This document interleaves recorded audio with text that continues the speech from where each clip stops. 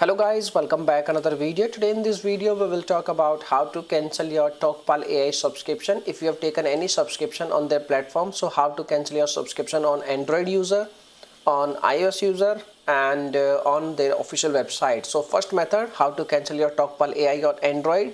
First of all, you need to visit on your Play Store and you need to tap on your profile icon and you need to select payments and subscription.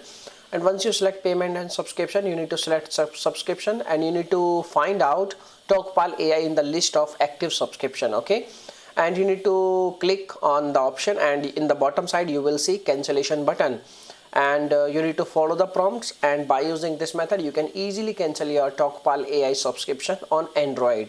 Now for iOS user, you need to visit on your iOS settings and you need to tap on your Apple ID and you need to select like subscription and you need to select your active list of subscription. You need to select Talkpal AI, and once you select, you will see there is a button cancellation, and you can easily follow the prompts and you can cancel your subscription. Now the third method is for official website. So you can see over here on the official website, you need to visit on your account page and you need to scroll down, and bottom side you will see there is a section like subscription, and you can click your cancellation of subscription, and that's it.